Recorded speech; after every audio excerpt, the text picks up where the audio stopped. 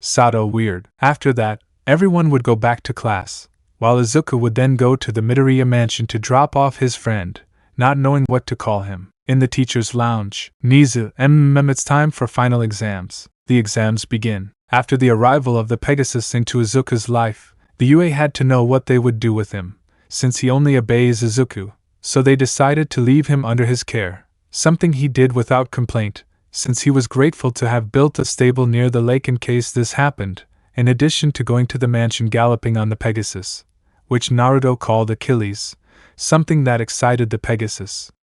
Inko felt some disbelief when she saw the Pegasus arrive, although when she saw that it was Izuku who was riding it, she would calm down and receive the winged horse with some fresh fruit. Achilles, I like it, it's delicious and your mom is amazing. Izuku, hee I know. Inko, wow, he likes it. Izuku, hee yes, and he likes you stroking his mane. After that, Izuku retired to the house to prepare for the next day. UA, the next day, everyone was in room 1A, waiting for their teacher to arrive, as he had a couple of announcements. Mina, how boring. Izuku, if my dad did it with a naiad, what would happen? Bakugo, in a series? Shoto, why do you ask that? Izuku, don't act like that because my father is one of those who can't keep it in his pants. Kirishima, what do you mean? Izuku, Demeter Medusa, I think Arachne, do you want me to continue? Kirishima, in the quiet. At that moment Aizawa would enter the class while class 1A, while they were silent. Aizawa, well, the time for the end of semester exams is approaching, which is why I must inform you that the end of semester exams are about to begin. Kaminari,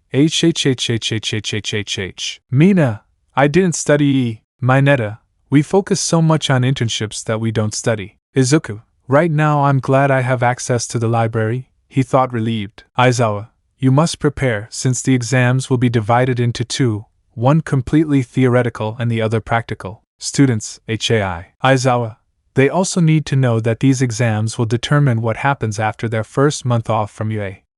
UA will hold a camp to improve their skills. The whole class Izuku, Bakugo and Todoroki. I already knew it. Izuku, in nature my appearance changes to that of a satyr, shit, he thought somewhat altered. Aizawa, silence activating his quirk to silence the class. Those who don't pass the final exam before that won't go. Izuku just thought lie detected and they will go through school hell. Kirishima, everyone, do your best. Bakugo, this is stupid. Izuku, oh gods, this is going to go really wrong watching Minetta fantasize about girls in swimsuits. Aizawa, whatever, do whatever you want until lunch, just don't bother me proceeding to do the door mission. Mina, what am I going to do? Kyoka, yes, we must do something. Izuku, and study, he said with a chibi face. Kaminari, oh my god, you're my bucking idol. Hugging him. Kyoka, idiot, digging in her jacks. Momo, if you want I'll help you. Izuku, in that case me too. Kirishima, what are you saying Bakubro? Bakugo, half? Shoto, we'll go to Midoriya's house, so each and every one would begin to do their training and study time. Those who went with Izuku were grateful since they would have not only a training yard, but hours of study, in addition to Festo as an assistant and support in cases of exhaustion or reinforcement with drinks and such. Exam day. All the students were taking their exams while Aizawa was asleep. Any idiot could cheat, copy, or cheat. How could they not have thought of it? No one knows, or are they too responsible not to? It was 3 days of hard suffering, a lot of thinking, and sore hands, because with all the exams on that day, there was little anyone could do. Izuku was the first to finish, followed by Momo Yayorozu, Ida Tenya, who glared at the green-haired boy, while he gave him a "I suck 3 cocks" smile, so each and every one of the students would leave the room, leaving Minetta as the last one, who would hand it in. Aizawa was grading the exams from the end of the exam until after lunch the next day, and needless to say, he was surprised. Until 3 days later the practical exam arrived, where Aizawa looked at Class 1A seriously. But he was not alone, but also accompanied by the remaining UA teachers. Aizawa, the practical exam will now begin. It is possible to fail this exam. If you want to go to camp, don't make any mistakes. They were all standing out in front of the students of Class 1A, especially a green-haired boy who made an +18 heroine blush. Kyoka, there are many teachers. Aizawa, I hope you gathered information ahead of time and imagined what we're going to do. Kaminari, we'll fight robots, the kid would say with confidence, right? Mina, rockets, test of courage, Curry. Nizu, no leaving Aizawa's ropes for several reasons. The exam will be different this time. Siro, Ojiro, Shoji, the director? Momo, different. Izuku, it has to do with them being present. If so, it's because we'll fight against you, right? Nizu, that's right, young Midoriya. From now on, we'll focus on hero work, combat, and the stress of a real fight. So, with that in mind, you'll form teams of 2, and together you'll fight a teacher. Everyone would be surprised. Uraraka, against the teachers? Aizawa, the fights have already been determined, and their groups have already been assembled. I chose them based on certain factors: fighting styles, grades, and relationships. So these are the teams. Momo Yayorozu and Todoroki Shoto will team up against me. Aizawa smiled with some amusement, while Momo got nervous and something inside Shoto told him to accept this fight. Momo, how nervous? Voice, yeah, this is going to be fun, buddy.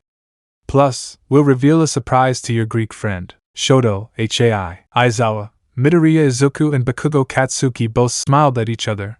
The duo already had experience in group fights, and their opponent will be All Might. A Jajajajajaj falling from the sky. It will be me doing JoJo pose. Izuku and Bakugo, All Might.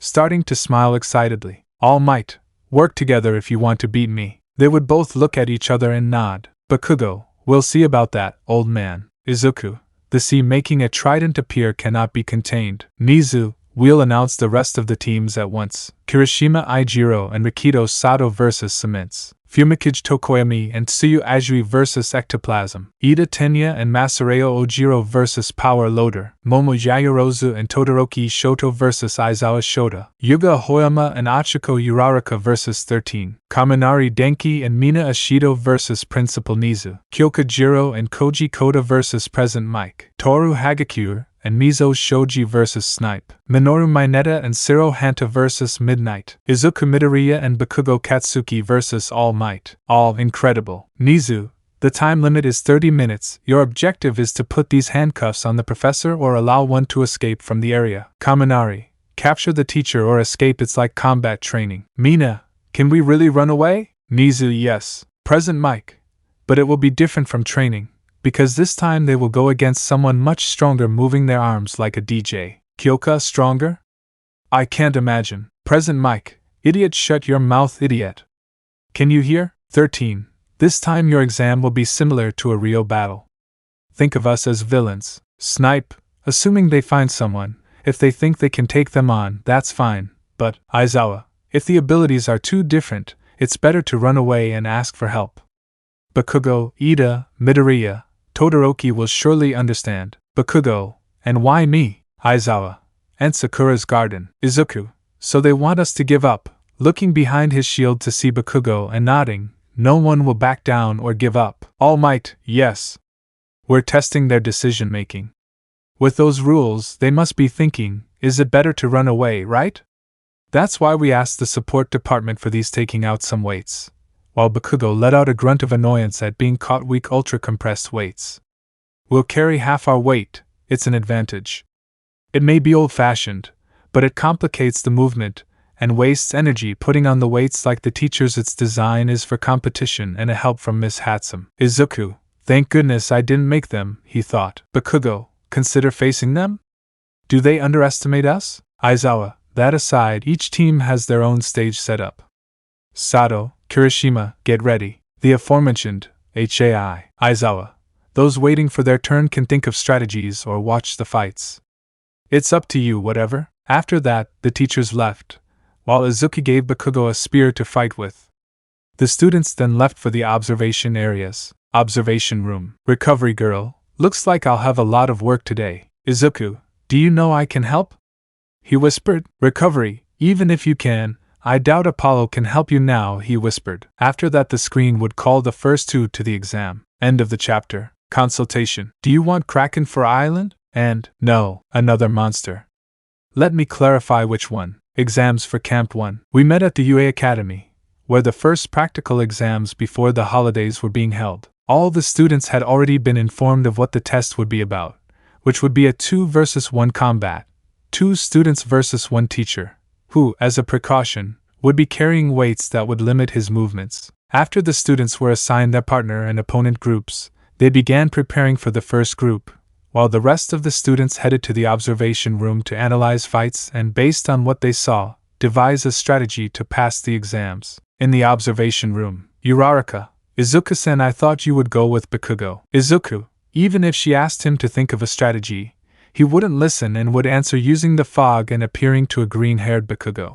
We will rush forward without fear and shine him where the sun doesn't shine. Shine! Undoing the illusion and Ahoema? Uraraka.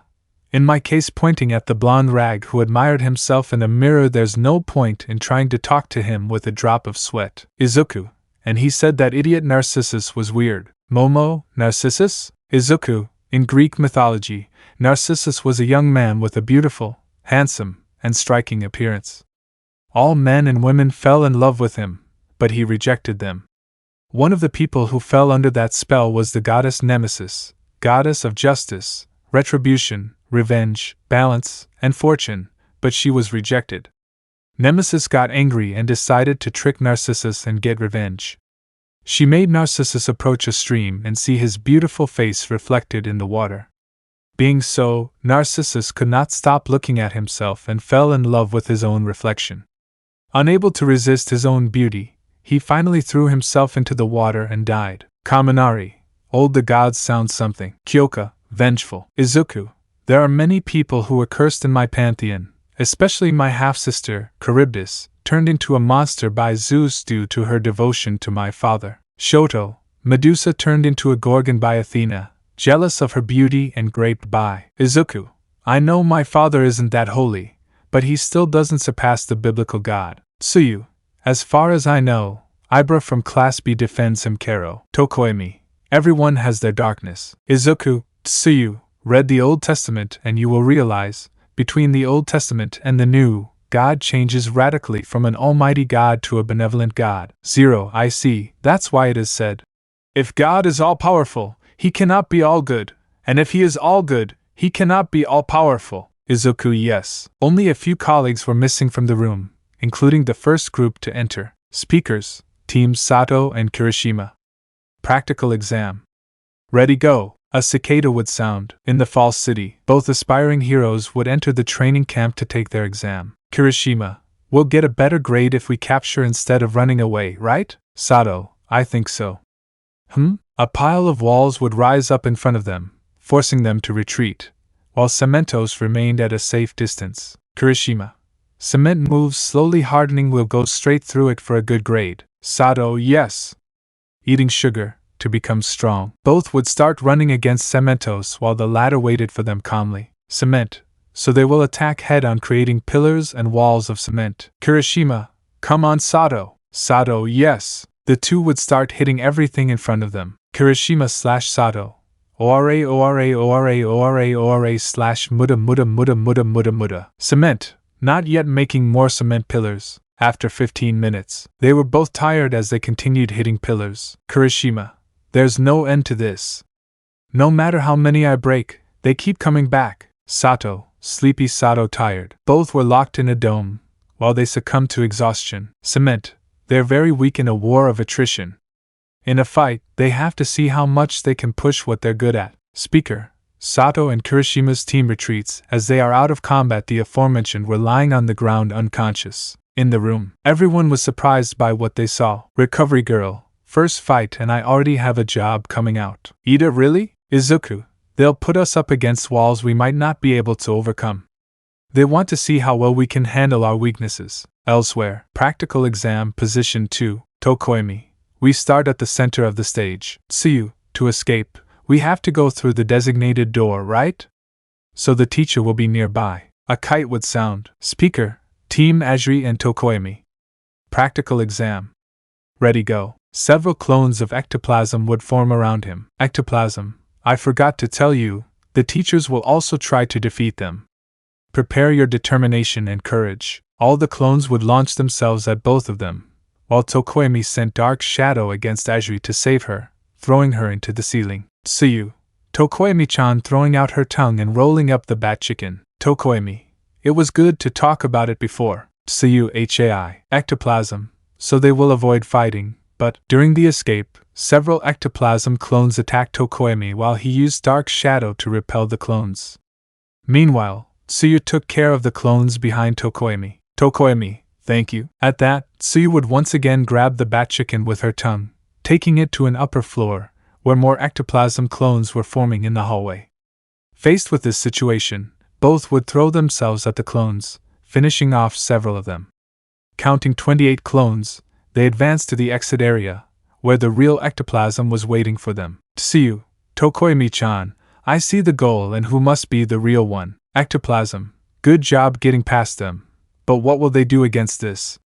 Starting to blow white smoke out of his mouth, the smoke began to gather together until it formed a gigantic ectoplasm. Giant ectoplasm. Giant bite punishment. The giant would attack them. Ectoplasm. I can't make any more clones, but as long as I see them, this one will do. Tokoemi, dodge it, Ajui. Both would be stuck to the wall as they looked at this in surprise. Ectoplasm.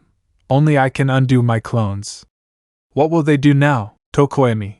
What a powerful singularity. Dark Shadow. Me too, stepping out of the boy and pointing at himself. Tokoemi. Dark Shadow. At least go through the door. Dark Shadow. Understood, leaving. Dark Shadow would attack incessantly, receiving kicks to retreat from the original ectoplasm, while Tsuyu took something out of her mouth, while Tokoemi had her catch the handcuffs that Tsuyu regurgitated by placing them on her pegged foot. Ectoplasm, I see. Speaker. Team Ajui and Tokoemi approved while a congratulations sign was placed at the exit. Ectoplasm. It was a good strategy, congratulations. Third zone. Team Ida and Ojiro vs. Power Loader. Both aspiring heroes were facing a construction-themed teacher in a construction zone with a couple of machines, while their opponent was underground digging the ground. The option they both chose was to look for a hero with the right quirk to face him, something stupid in Izuku's eyes, but crossing the path was complicated because it was mined with sediment. Ida would begin to run at his limit while carrying Ojiro on a horse, the part of the ground where he passed being a landslide, until the hero attacked them and Ida used Ojiro to pass, sending him with his reciprocal extend, with a kick, towards the exit, passing the exam. Speaker, Team Ida and Ojiro approved. Fourth zone, fourth combat. Shoto, it's our turn, adjusting a quiver, courtesy of a certain green-haired man. Yayorozu, are you nervous? Momo, no. Shoto, well, considering the opponent, we can't use our quirks against him. Momo, it's true. Shoto, that's why it's not our only arsenal, seeing his arrows. Midoriya, I must thank you after those arrows, he thought. Speaker, buzzer. Team Yayorozu and Todoroki. Practice exam. Ready, begin. Both would start running while Aizawa Shota followed them from the rooftops. Shoto, there he is shooting an arrow. Aizawa, Nani. The arrow would explode before Aizawa was hit, releasing a pink smoke familiar to Aizawa. Aizawa, it's a gas similar to Midnight's, holding his breath and smiling witty. Both candidates ran towards the exit until Aizawa, if they don't notice then. Shoto would throw fire from his hand, but Momo, Sensei blocked you just like me. Aizawa would entangle both of them with the capture net, but Shoto, Midoriya isn't the only one who knows how to use weapons, taking out a staff with a monkey-like grin and slipping out of the grip. On Olympus, the gods were watching the progress of the exams while those who had champions wished luck to their chosen ones, while a certain god of the sea had a lot of merchandise from his son. Zeus, him too? Ares, damn apes, smiling amused. Hades, so Yu Huang chose a carrier. Athena, the Jade Emperor of the Taoists. Apollo, I didn't expect the ape to show up.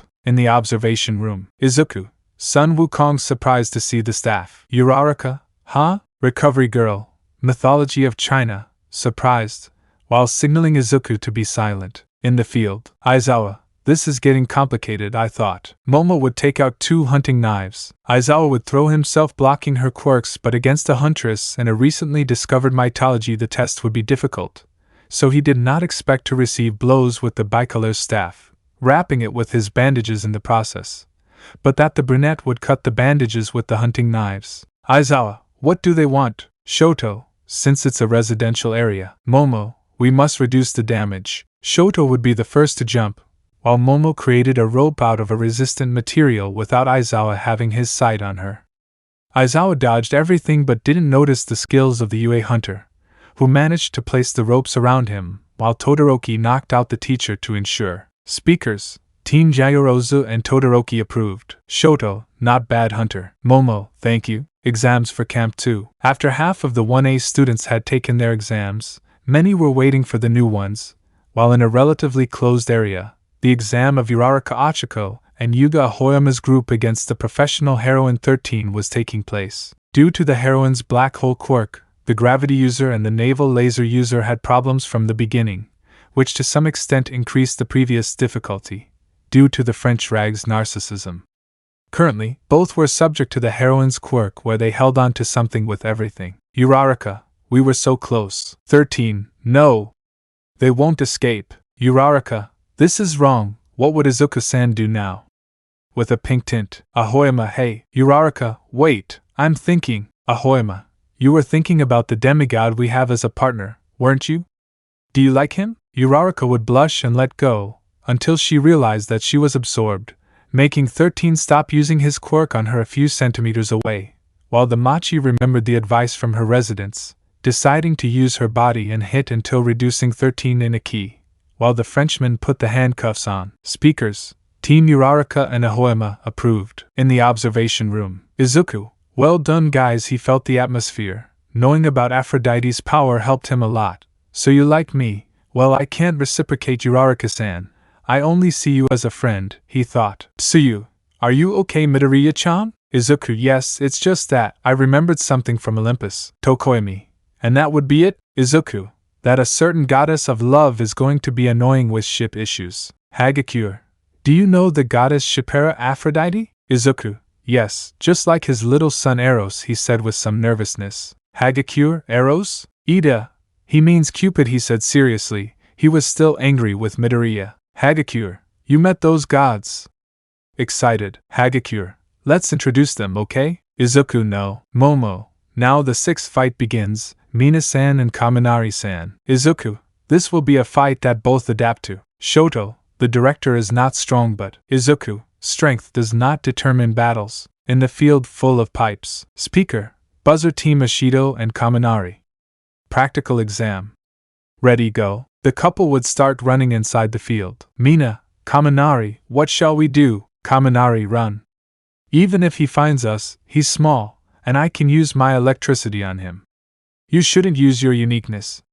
We can't melt the director. Mina, true. They stop there, hearing a sound. Mina, what is that? Kaminari, he's not the director, right? At that point a pipe would break loose and fall on Kaminari. Kaminari, huh? Turning blue with fear, run. Both of them would start running as the place began to collapse. Mina, Kaminari, what's wrong? Kaminari, I don't know, but the director must be behind this. Elsewhere, on a machine with a wrecking ball, a certain bear, dog, mouse, was drinking tea, while having one hand or paw on a lever. Nizu, that's right. Happy, in the observation room. Everyone wondered how he attacked, but Izuku, of course, he has specific points to use.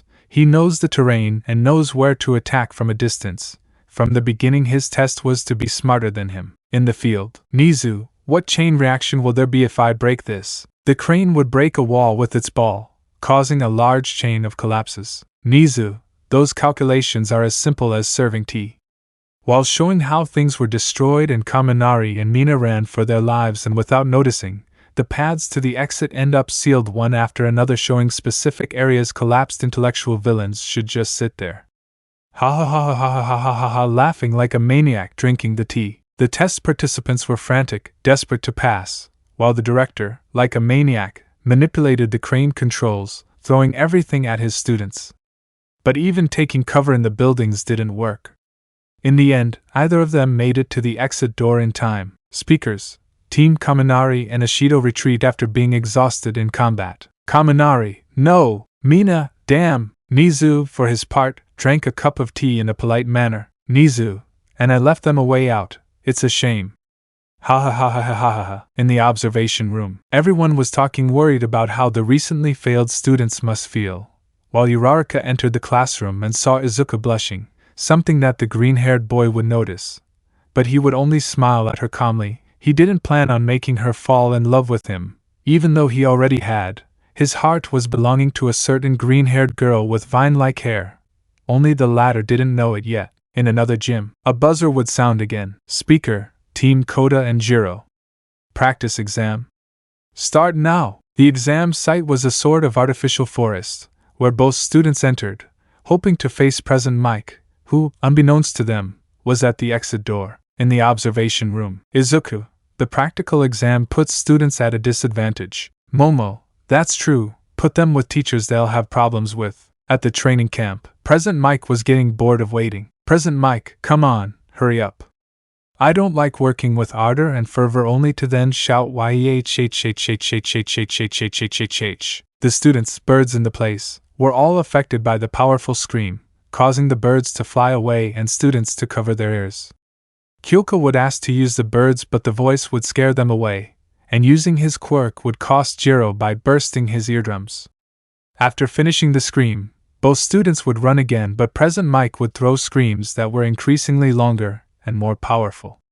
Jiro would give the idea of using the insects, but Koda fears them, so she would be forced to use her quirk, starting to bleed from her ears. So Koda had no choice. Unfortunately for President Mike, a large army of bugs began to climb up his leg, making him scream in fear and terror. President Mike, KYAAAA. In the observation room, Izuku, I should take him hunting, he said mockingly. Momo, yes, you're right, smiling. Izuku, not bad hunter. Recovery girl, loses to some bugs, angry, how pathetic. Izuku, recovery girl, I'll help you with the cures later. Speakers, Team Koda and Jiro, approved. 8th Combat Area, Shoji Mizo and Hagakure Toru. The aforementioned were hiding from Snipe, who was shooting rubber bullets at them. Painful rubber bullets.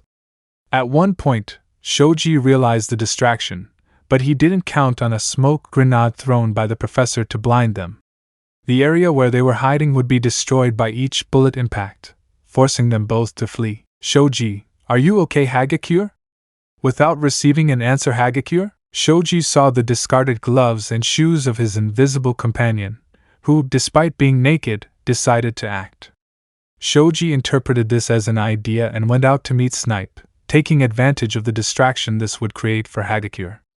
While the teacher pointed his weapons at Shoji in a sign of surrender. Hagakure, I got you using the handcuffs on your wrist. Snipe, huh? When? Touching the girl's breast with his elbow, something bounced. Hagakure, Professor Snipe. Annoyed. Snipe, it's a misunderstanding, it wasn't on purpose. He would quickly excuse himself. The buzzer would sound. Speakers, Hagakure and Shoji team, approved. In the observation room, Momo, Hagakure is the best at hiding. Izuku would place his shield behind his back and retreat under the gaze of everyone in the room, since it would soon be his turn. Everyone would realize something. Tsuyu, looks like someone already gave up. Ida, Minetta-kun, 9th Combat Zone. Minoru Minetta and Ciro Hanta vs. Midnight, Rock Zone. Minetta was running away while crying. Minetta, damn! How can I take this exam? It's ridiculous. So unfair. How can they force me to do this? In the observation room, everyone had a drop of sweat on their heads. Ida, but he really wanted to go to camp. Recovery girl, All Might, Cementos, President Mike, and Midnight are very difficult to overcome. Depending on the person, it's not difficult for them to feel that way. At the training camp, Midnight was kneeling while giving a rare smile, having on her lap a smiling Ciro with a snot bubble on his nose, sleeping peacefully. Midnight, it works. Grape juice, the door is on the other side. Minetta, Ciro turning around and crying, blood, I won't forgive you. Ciro, you bastard. In that, Minetta remembers how it happened. Flashback. Ciro and Minetta were searching for Midnight when the aforementioned appeared, and Ciro quickly wrapped his tapes around the hairy guy, getting him out of the area, because his helmet would resist the heroin gas, but Minetta wouldn't. Midnight would take advantage of Ciro's carelessness, lower his helmet, and he would fall into his wettest dream as a teenager, as his head would bounce against the heroine's chest. End of flashback. Minetta, chest and lap. If he hadn't saved me, I would be in that position, he said, crying blood dash. Minetta continued running while explaining his reasons for being a hero, earning a right on from Recovery Girl until he stopped to think for himself. Deep in his thoughts, he didn't notice the heroine hitting him with her whip as gas escaped from her body. Midnight, I was thinking about standing in front of the door before coming here, but you're too inconsiderate. If someone runs away screaming from me, it brings out my sadistic side. licking her lip. On Olympus, everyone was watching the fights. Some found them interesting, others found them disappointing. Ares, the first group, was hoping to see them pass, but they disappointed him. The others didn't catch his attention, and now came the one he wanted to see, the boy representing Olympus, the Muslim against a steroid-addicted skeleton. Everyone analyzed the fights. Of course, Artemis cheered for her pseudo-huntress's passing, but she was annoyed to hear Present Mike say that he hated forests. Seeing Midnight, many would blush. Poseidon, that kid seeing Zero, how lucky. Zeus, oh, you're dynamite, baby. Looking lustfully at Midnight in sadistic mode. Hera, Zeus, being married is no reason not to be a rascal. Apollo, I understood the reference. Artemis, Apollo, sorry lil sis. Artemis, I'm old.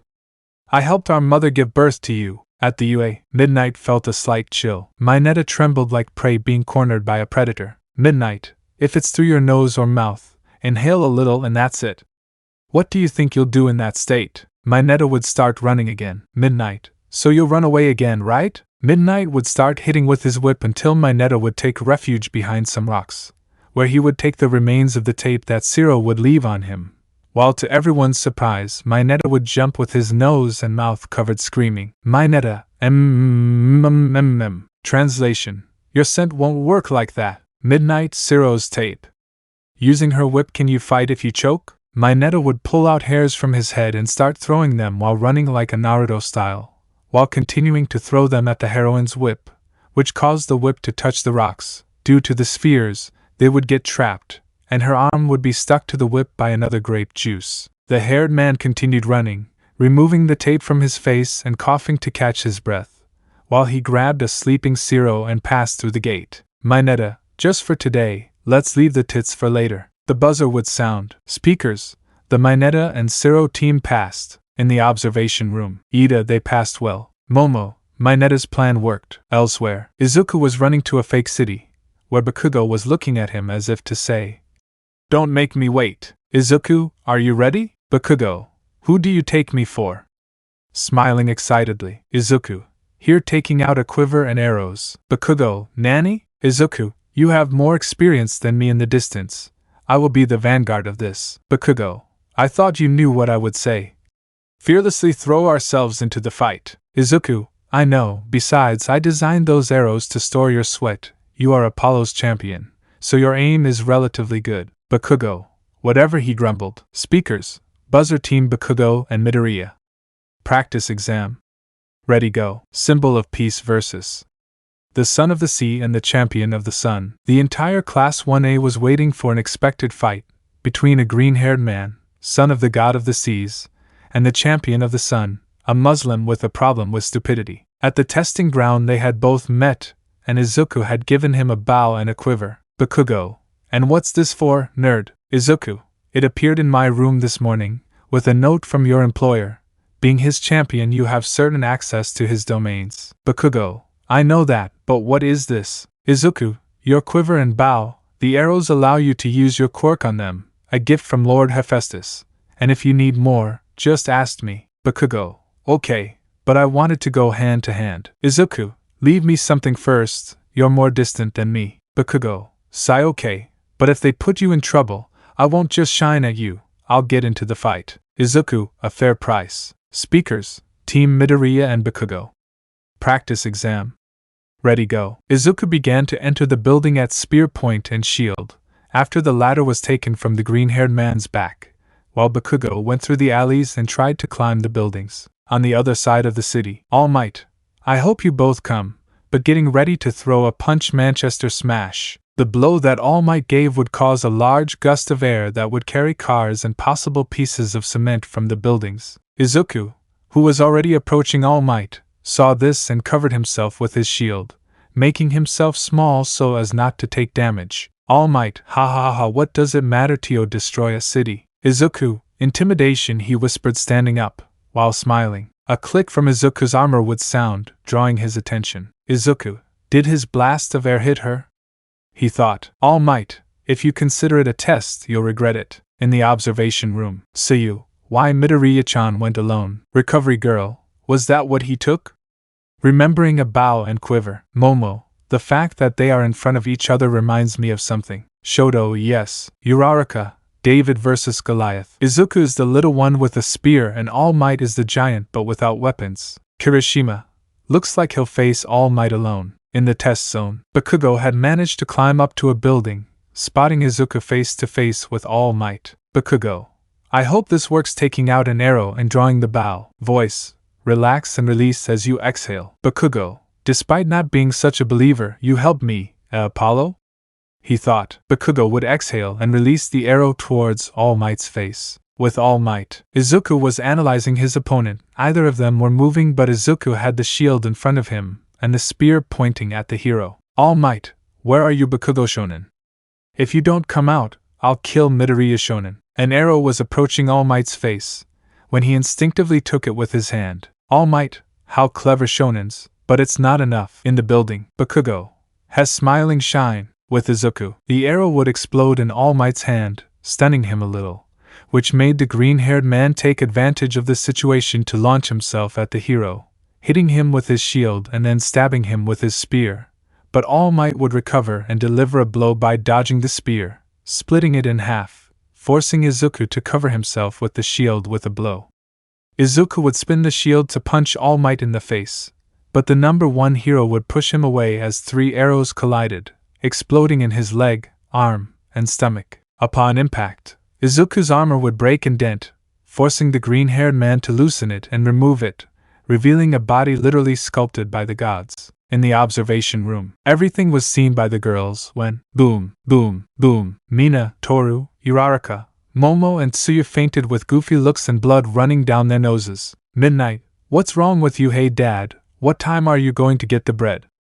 Blushing and a look that cried out to be attended to and in need of a good piece of man. Kirishima, dude, Midoriya took off his armor, how manly. Shoto, let's see how far this goes, smiling in an ape-like way. Recovery girl, youth and spinsters shaking her head, watching Midnight taking pictures and sending them to every heroine in the area. At the training camp, Izuku would take his pen until he formed his sword, while he dropped his shield, at the same time that Bakugo arrived at the area pointing the bow at All Might. Bakugo, I came when he pushed you. All Might, certainly Shonens, I must give them credit for the move. Izuku, Kitschk rubbing areas in pain. Bakugo, you may continue. Izuku, if I were to back down, I wouldn't be known as a child of the sea. All Might would launch himself at them, but he didn't expect both of them to throw themselves, while Bakugo dropped his bow and prepared to give an explosion, while Izuku demonstrated the skill when moving. The sons of Poseidon were always known for being good swordsmen,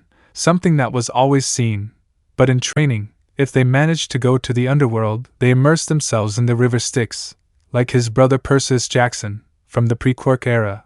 Izuku did, gaining superhuman resistance, strength and speed, superior to other demigods and people with quirks, saving in specific points, such as distance and time.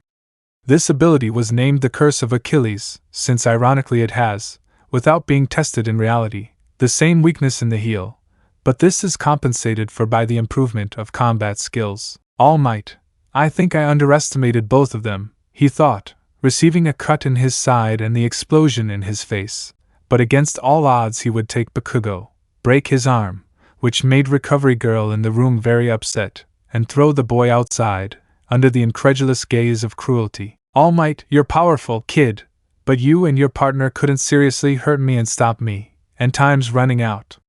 Plus, you've only shown your combat skills and not your power. Do you know what I say to that? Izuku, what? All Might, a farce. Maybe Olympus made a mistake in conceiving you in this age. Maybe you're not the son of Poseidon preparing to smash him. Izuku would get upset. He had appreciation for his father, since he knew of the ancient laws, and the Valhalla agreements, where the gods almost prohibited contact with mortals, something that softened in the era of quirks, and allowed his birth. In his anger, he would look at the water tanks, where he would begin to control their contents, causing the water to break their containers, under the gaze of Bakugo, who decided not to interfere. All Might, Shonen afraid of power, because although he said it to provoke, he did not measure the consequences of his words. The water would begin to form a circle around All Might, while Izuku remained in an area forming a circumference. Izuku, Yes, smiling, yes, I am the son of Poseidon. All Might, Detroit. With a movement of his hands, Izuku would throw all the water, making it form a kind of sphere where the poor number 1 hero would be wrapped, drowning a little until Izuku moved his hands removing the water, leaving the hero coughing and having several wounds, while the green-haired man took the fragment of his spear and approached, until he lifted it from the neck of the suit. Izuku, give up. Izuku is without his shirt and has all might. All might, ha ha ha, I'm sorry to say that, shonen, but you should take me seriously. Everyone was afraid and the teachers were about to go save the hero, fearing that Izuku would kill him because of his temper. Poseidon is the god of storms, as well as being the shaker of the earth, lord of drought, floods and horses, and god of the seas, and if he was stormy, his children were too. Izuku, I forgive you for that, but say it. All Might, I give up. Bakugo would go with Izuku, who would release All Might and take Bakugo's arm. Bakugo, how are you? Izuku, let's go to the exit, I'm going to faint. Both would take each other out of the city where the loudspeakers sounded. Speakers, Team Midoriya and Bakugo approved. Bakugo, we did it, nerd. Izuku, yes, friend. After Izuku finished saying that, he would faint and be caught by Bakugo, while the teachers and students approached. Bakugo, Apollo, patron of all, healer of all kinds of wounds, I ask that you give me the power to heal this wound. God, patron and healer of all, help me heal this wound, and as your champion I promise to carry you in my battles every day. Under everyone's gaze, and filling everyone with intrigue, seeing this, surprised, because Izuku would begin to emanate a golden aura that healed the wounds of the green-haired and the ashen-haired boy. Nizu, wonderful. Aizawa, that's it, noticing Bakugo's sun-shaped tattoo. Bakugo, what? Momo, your tattoo is visible. Aizawa, and believe me, he's not the only one, removing a bandage from Momo's shoulder revealing a moon tattoo of the jet. Snipe, you know that's against the rules? Nizu, not necessarily. It is said that if a god claims a champion, he bears his mark as a tattoo. All Might, I brought this, bringing the shield, sword, spear and bow, to leave them on the ground. Good night. All Might would faint after that, leaving everyone surprised. Izuku, what happened? Nizu, nothing, young Midoriya, but since you passed the exam, and also, this is from the school for winning the sports festival. Izuku, tickets for All Island Part 1, Midoriya Mansion. Inko, are you sure? Izuku, no, Mom, but Nisa asked All Might and I to take Achilles. Dr. Shield wants to see him. Achilles, I demand sweets to be taken away. Izuku, you'll have your sweets. Since the end of the exams for the camp and finding out that he would be the first place, Izuku decided to prepare. But the condition was that he would take Achilles, his Pegasus. He could take 2 more, so he would offer Shoto, but the bicolor rejected it, saying that he would go as a representative with his father.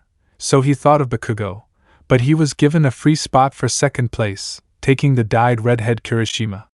So he decided to invite Ibara, in addition to bringing his mother. Flashback. Yue, we can see a green-haired man walking nervously. Izuku, come on Izuku, you fought and decapitated a Gorgon. A girl must be easy to ask out, he thought. Ibara, Midoriya-san?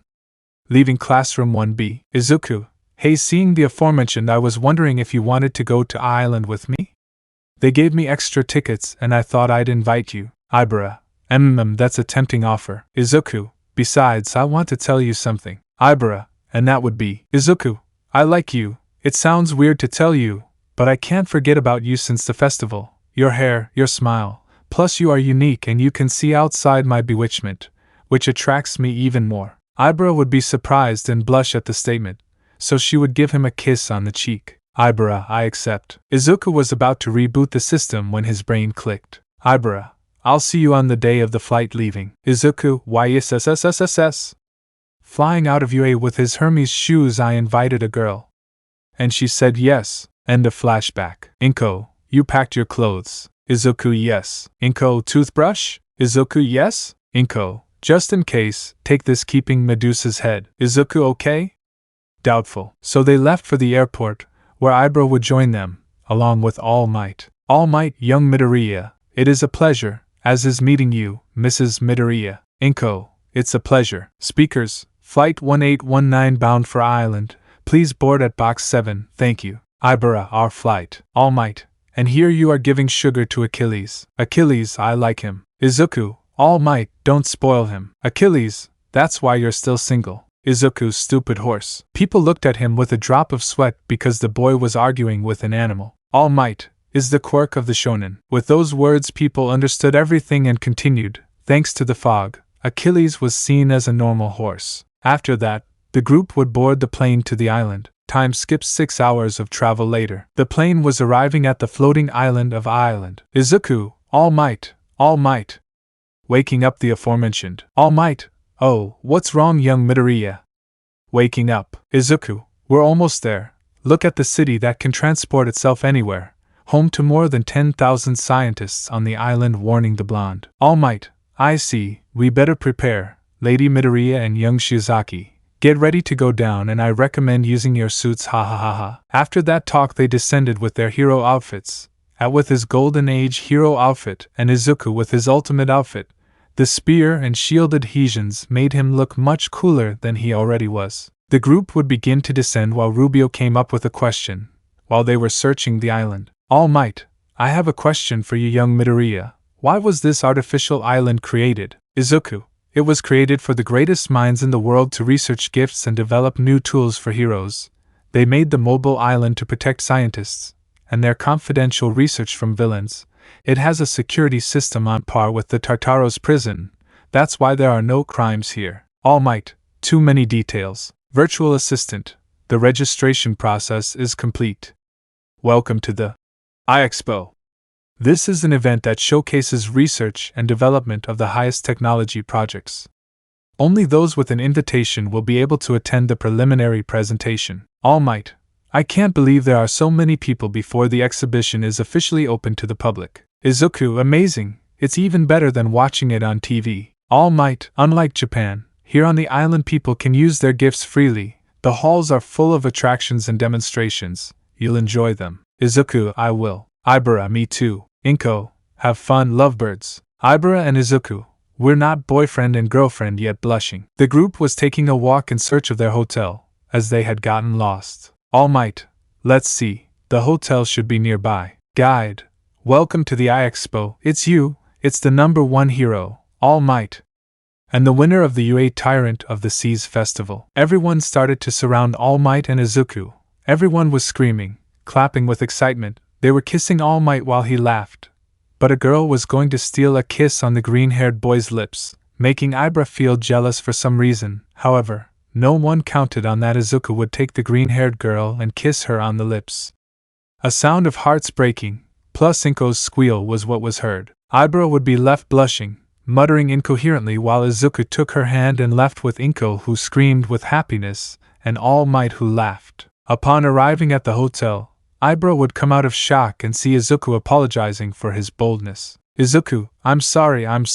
Ibra, don't worry, I expected it, and since you asked me out, it's like a date. Izuku, I'm still sorry. Ibra, don't be sorry, I liked it, and besides stealing a kiss from the green-haired boy, you're mine and only mine, my green-haired Adonis. Izuku, and you are mine, my beloved maid of Orleans. Ibra, so Joan of Arc kissing him. Izuku, you called me Adonis, so reciprocating the kiss. Inko was glowing with excitement as she walked All Might out of the room and gave them their moment. On Olympus, the gods were attentive to everything that happened when several goddesses began to scream with excitement. Aphrodite, Kyaa, Persephone, Kyaa, Hestia, how sweet, Hera, Kyaa, Amphitrite, Kyaa, Athena, we knew it would happen. Artemis, I don't understand, but I was one of the first and who eliminated all the trace of pig that could have created a good man. Poseidon, that's my son, as handsome as his father. Aphrodite, my ship became real.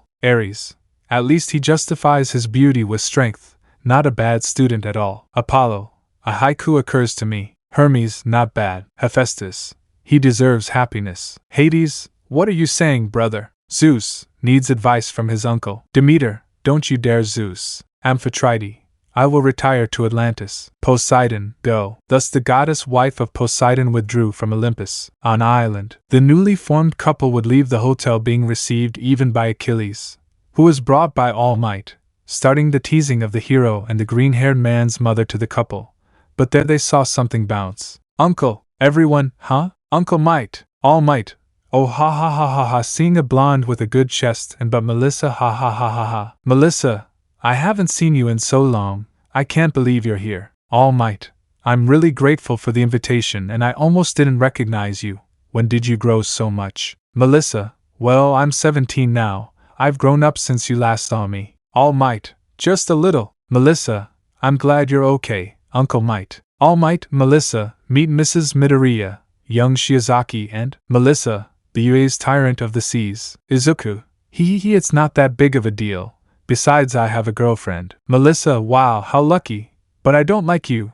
I wanted to see something else looking at the horse he is. Izuku, meet Achilles, Melissa and her. Izuku, when you arrive with your father, he will show them to you. All Might, by the way, where is David hiding? Melissa, he's in his lab. He's had a breakthrough in a research project he's been working on for a while. In fact, he doesn't know you're here. It'll be a little surprise for my dad. All Might, so that's what it's about then. Tell me what you're cooking up this time. Melissa, he says it's confidential and he doesn't even tell me what he does. All Might, ha ha ha, scientists and their secrets. Inko, it's a pleasure, dear. Melissa, the pleasure is mine, Mrs. Midoriya. Melissa began to guide them to where the scientist David Shield's laboratory was. Everything looked like they were going to have a good vacation, without problems or not. In the port areas, we're here, we've infiltrated the exhibition without any problems, so when we get to the merchandise. 1, at 3 p.m., at gate 66. Perfect. Dr. Shield's laboratory. In the laboratory you could see 2 people, one chubby, blonde, and short, and the other person, thin, red-haired, and tall. Professor David, I've finished organizing everything, sir. David, all right. Thanks a lot, Sam. Sam, why don't you leave the lab today and go eat with Melissa? David, today she is busy at the academy. Sam, I thought you were going to take a break for the first expo. David, yes, but he does independent research. Melissa, well, I'm Professor Dave's daughter for better or worse. David, Melissa? Sam, Miss Melissa, how are you? Melissa, hi, how are you, Sam? Thanks for always looking after my dad. All he does is work. David, please, it's not so terrible. To what do we owe the honor of your visit? Melissa, so since you completed the first phase of your research, I invited someone over to celebrate. David, who did you invite? Melissa, someone you love very much. All Might, here I am, trembling with excitement for our long-awaited reunion. David, Toshi, Sam, All Might, I came all the way here to see my old friend. Melissa, were you surprised, Daddy? David, well, yes, I am completely surprised. All Might, we both have to thank Melissa for this, buddy. How long has it been? David, don't even mention it. If we do the math, we'll start crying. All Might, ha ha ha, you're right. Glad to see you again, dear Dave. David, likewise, All Might, my dear friend. All Might, young Midoriya, Lady Midoriya, and young Shizaki. I present to you someone incredible, David Shield. Izuku, of course I know who he is. Professor David Shield, the great scientist who received the Nobel Prize. He was your hero partner while you lived in the United States. He created your suits, Youth Age, Silver Age, and of course Golden Age. He is the one who created all those iconic appearances. I never thought I would meet him in person. It's a pleasure. In addition to who asked me to bring Achilles. David, wow, it seems there's no need for me to introduce myself. Inko. And to think that your geeky side had gone away, hitting herself with her hand. Ibara, sounds cute. Izuku, sorry. David, don't worry, nothing's wrong. As All Might said, maintaining that form was somewhat exhausting, and since he could no longer control One for All, it was more difficult to remain in that state. With this, he coughed a little blood. David realized and decided to act. David, my friend and I haven't seen each other in years.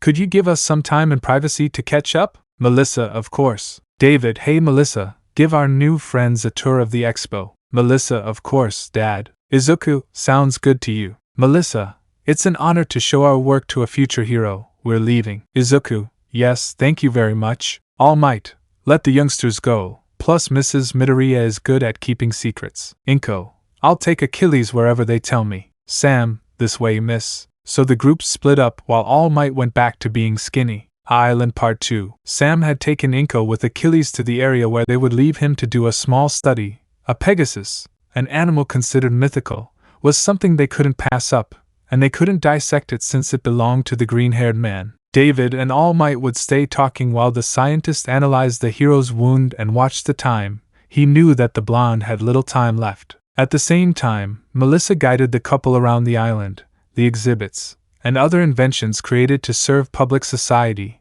and help the heroes fight evil. Ibara, it's amazing. Izuku, wow, this is impressive. I can't believe I came to the island, it's amazing. Melissa, in the city there are normal parts, everything you could need, the downside is that we can't travel. Izuku, seriously, why not? Melissa, scientists and their families must keep their work secret, to ensure there are no leaks. Izuku, ah!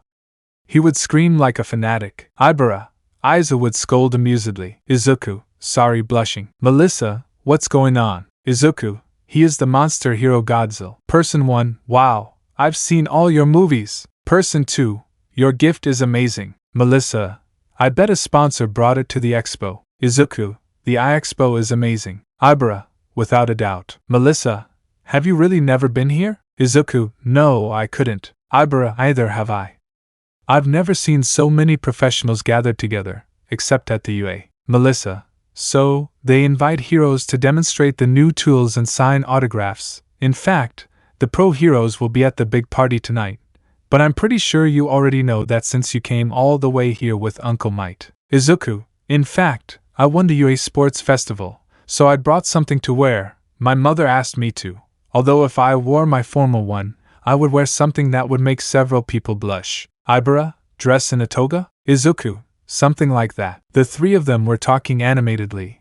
All was laughter until they arrived at a very large building. Melissa, oh, I'm glad I found it. Look, you definitely have to see that. Izuku, I've never seen so many hero tools in one place. Melissa, guys, check this out.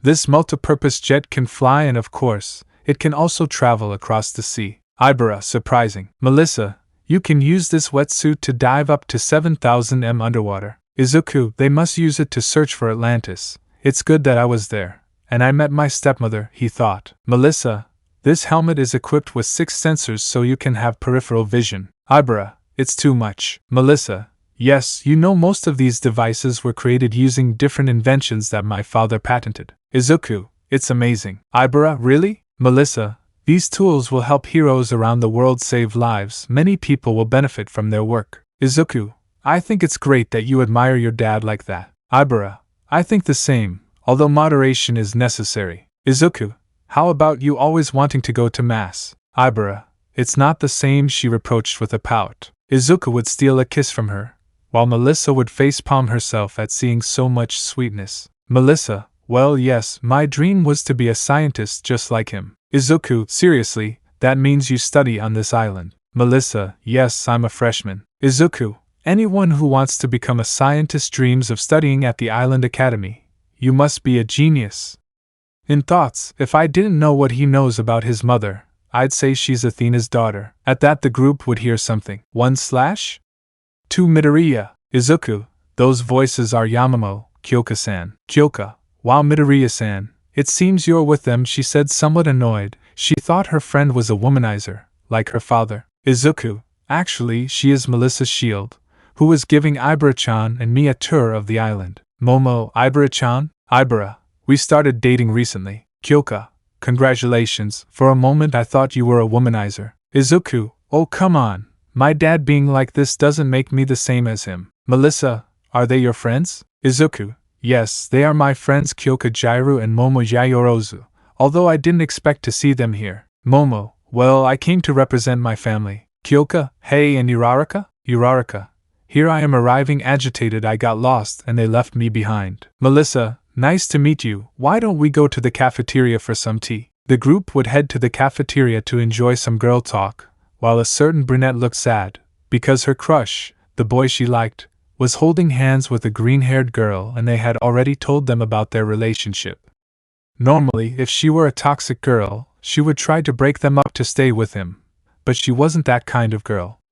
It would be difficult, but she would definitely try to get over that unrequited crush. In the cafeteria, Melissa, wow, they really practice with the pro heroes. Izuku, just normal training and a little surveillance. Melissa, seriously, and what did they do? Jairu, I did help with an incident involving hostages, but only to evacuate them. Melissa, it's very impressive. Momo, I ended up appearing in a hair product commercial. Ibara, I did the same as Jiro-san. Melissa, it's a great experience. Izuku, but Yamamoto, knowing about Ryukyu or Mirko, why not go with them? That made the brunette think and open her eyes. Why hadn't it occurred to her to go with them? She had requests from them, but she went with Iwabumi. Thanks for waiting. Izuku, that little voice. Denki, and it's you, Minetta. What are you two doing here? Denki, since the trip to the island was free, we applied for the job, right? Minetta, yes, we can explore the exhibition during our breaks and make some extra money. Plus we'll get to meet up with some girls. Minetta and Denki took Izuku and took him to a more secluded place. Denki, hey Midoriya, who is that beautiful girl? Pointing at Ibara. Minetta, introduce us to the blonde girl, pointing to Melissa. Izuku, don't be depraved, seriously, and the green-haired girl is my girlfriend. Denki, I'm sorry, don't tell your dad to give me a kiss. Izuku, that's disgusting. Melissa, are they your companions too? Minetta, that's right, striking a pose. Denki, we are professionals. Why are you two slacking off? You wanted to make more money, right? So get to work. Running at speed. Minetta / Denki, Jairu, that's not it. Izuku, Lita, what are you doing here? Seriously, Lita, hello, I come from a family of heroes. It was to be expected that I would be invited to the exhibition. I was going to bring my family, but I am the only one who could come. Also serious. Momo, I was wondering if you would be here. I was invited because my father is a shareholder in one of the companies sponsoring the exhibition. It is a pleasure to go to the presentation. Jairu, she had 2 extra invitations and I joined the fun alongside Uraraka as her guests. Ibara, how did they decide who came or not? Uraraka, with the old and reliable rock, paper, scissors. Ibara, and I thought boys were immature. Izuku, but you're immature kissing him. Ibara, Baka corresponding. Kyoka, already cloying. Ida, Midoriya, that is unacceptable.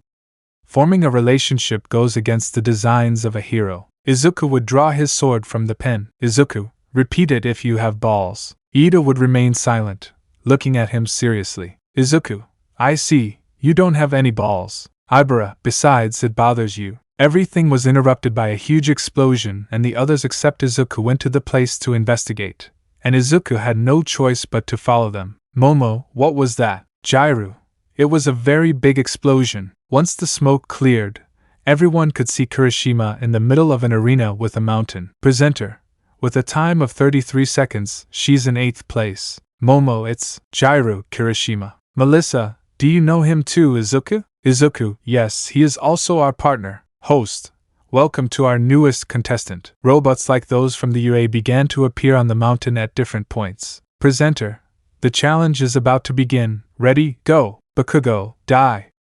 Giving an explosion. Izuku, seriously Kaken, he thought. Bakugo took off with an explosion and began destroying the robots quickly. Presenter, awesome.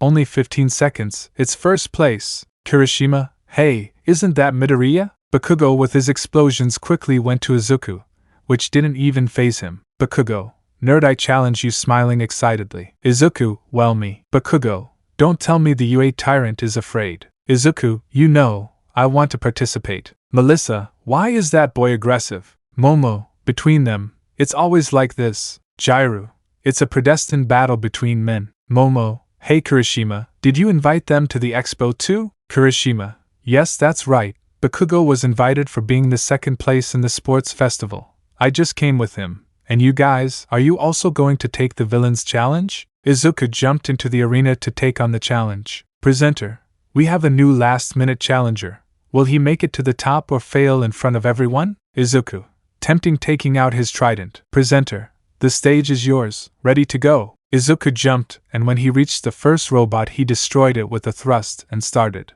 Izuku Amphitrite. Presenter, an incredible round. With 13 seconds, he's first place. Ibara, well done Adonis-kun. Izuku approached Ibara and kissed her on the cheek. Izuku, thanks for the support, Wanachan. Bakugo, I'll do it again, excited. Before arguing further, Bakugo was interrupted by the presenter's screams and the creation of an iceberg in the arena. Presenter, whoa, that's crazy. 14 seconds, this young man made it to the top. Izuku, it's Todoroki. Bakugo, the half-half. Melissa, is he your partner too? Momo, yes. Melissa, your group is awesome. You'll all be great heroes. Kyoka, you're too kind. Bakugo shot out of the stands with his explosions towards the arena. Bakugo, step aside. Zuko copy. Todoroki, Bakugo. Bakugo, you can't just show up out of nowhere and humiliate me. Todoroki, looks like everyone else is here. Bakugo, don't ignore me. Anyway, what are you doing here on the island? Todoroki, my father was invited and I came to represent him. Presenter Fearful Dash,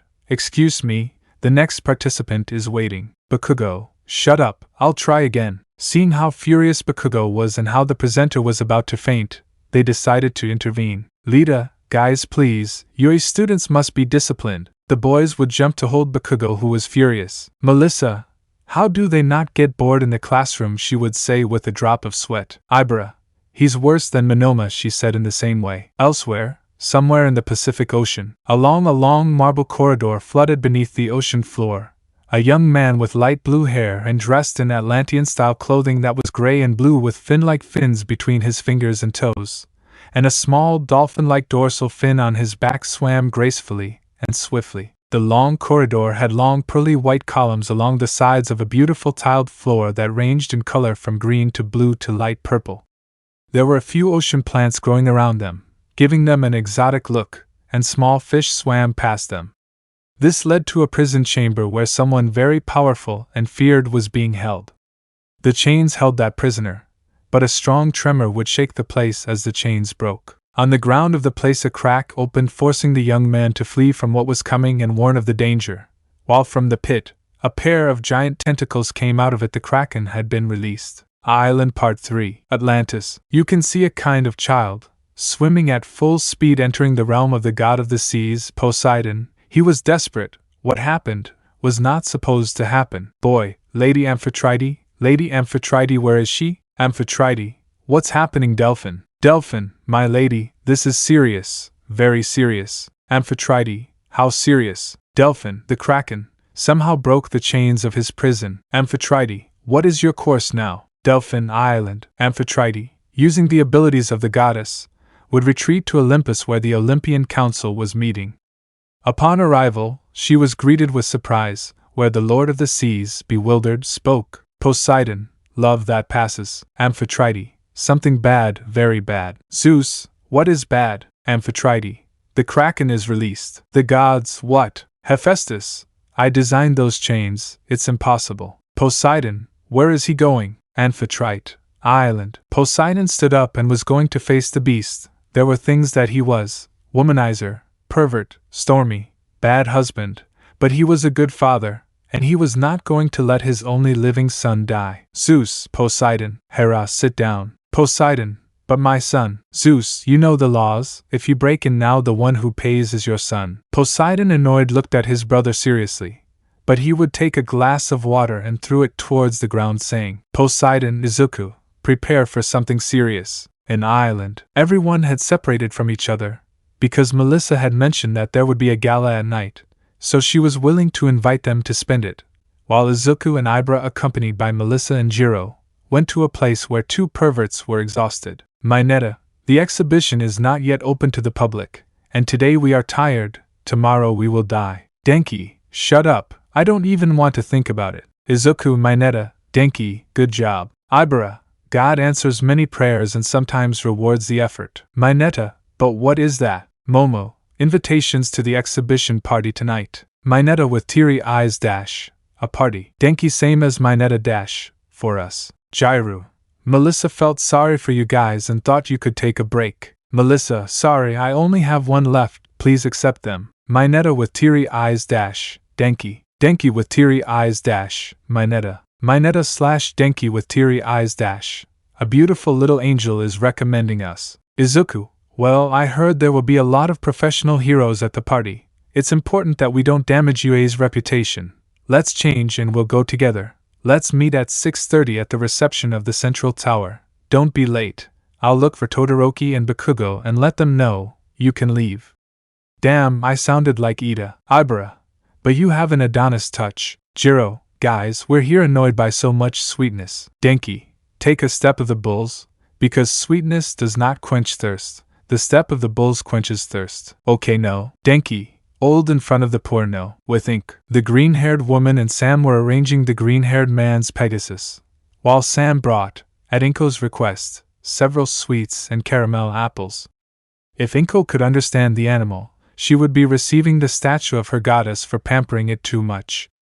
Inko had a bad feeling, but she put it aside when she heard from Sam about the party, so she left everything so Achilles would have everything, and went to get ready. As Inko left, Achilles' animal senses kicked in and he began to neigh loudly, with Kirishima and Bakugo. Bakugo, why would I want to go to a party? I guess it'll just be a bunch of old guys giving some silly, pointless talks. Kirishima, sounds like a pretty boring night. Bakugo, also, I didn't bring formal clothes for the party. Kirishima, you didn't do it but I did.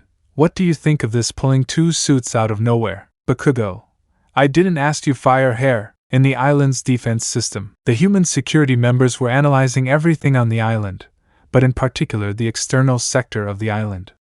A radar lookout picked up something coming quickly towards the island, but he didn't have time to speak when armed men burst into the room, killing them all and launching a virus into the system. With the students, it was time for the gala, and the girls were waiting at the entrance for the others to arrive. Jiro, when the rest arrive. Momo, don't be impatient. Uraraka, I should have put on a dress. Melissa, the others are on the way. Ida, and we have arrived. Shoto, Esperando to Midoriya. Ibara, and here we are. Minetta, to get the attention of C. Kaminari. Minetta, don't say it covering his mouth. Color, wine Adonis. Izuku, who am I? Covering his eyes. Ibara, my little broccoli Adonis. Izuku, come on. Melissa, and Miss Inko. Izuku came with All Might a little annoyed. Before coming he had found out that his mother and All Might were dating. Ibara, any Adonis, don't be upset, be happy for her. Izuku, yes Sky. Melissa, well I think we should go in. Uraraka, Kirishima-kun and Bakugo-kun. Inside the gala. All Might, okay David, see you later, I'm dying to party with you. David, sure, hey Toshi. Inko, Toshinori seriously because All Might was eating some snacks. All Might, yes heaven? Inko, David spoke to you. David, scarier than my widow, he thought terrified. All Might, see David? David, promise you'll protect her in Japan. All Might, I swear, you can rest assured, not only will I protect her, but also the future generation. David, thank you very much Toshi. With the students. Melissa, well, we've waited 15 minutes for both of them, it's time to go in. Everyone was going to take the elevator, but suddenly everything was blocked. Everyone was surprised and some were scared by such an event. Minetta, what's going on? Denki, hug me Jairu. Ibara, holy god. Izuku, huh? Shoto, what do you have? Izuku, I thought I heard my father. Jairu, get away from me idiot. Stabbing his jacks into the blonde. Melissa, that's weird, the security system was activated, but... Lita, but what? He said alarmed. Izuku, it only activates in case of an attack, right? Melissa, you... Minetta, what if we break down the door? Melissa, it's not that simple. If you destroy a locked door, the security system will send robots that can even take on All Might. Ibara, Izuku? Izuku made a movement opening the door, as if nothing had happened. Izuku, everyone inside. Melissa, how? Izuku, I look like the son of Hermes Hihi. They all entered towards the location of the gala, seeing everyone imprisoned while a group of guys took David and Sam away. Melissa, Dad? Izuku, this couldn't be possible. Momo, what's up? Izuku, it's an attack in the safest area, even the Tartaro's prison itself. Lita, Jairu, use your quirk to find out what's going on. Jairu, see. Jairu would connect his jacks to the ground. With this he would listen to all the voices in the building looking for something unusual, and he achieved it since he focused on the conversation of 2 people 20 floors above them. Jiro's ear. Person 1. And why did we come to the island? Person 2. The boss didn't say it, but I heard we're here to steal an artifact that will take away any heroes who mess with us. Outside of what Jiro heard. Momo, Kyoka? Jairu, this is bad. Todoroki, what's going on? Jairu, apparently they are villains, they took control of the island. Apparently they came to steal something that would prevent the heroes from stopping them. Izuku, this is serious. Kaminari, shouldn't we go and stop them? Ida, that's dangerous, you can't go. Izuku, it's not time to follow the laws, it's time to be heroes. Shoto, I support you. Ibara, same. Kaminari, there will be a few disappointed girls, but I'll be there. Kyoka, where do I sign? Uraraka, let's be heroes. Melissa, I can remove the security system. Everyone, really? Melissa, yes, but I would have to get to the control center at the top. Lita, if we can avoid conflict, it would be better. With the spectators. Boss, Good evening, ladies and gentlemen. We are the entertainment.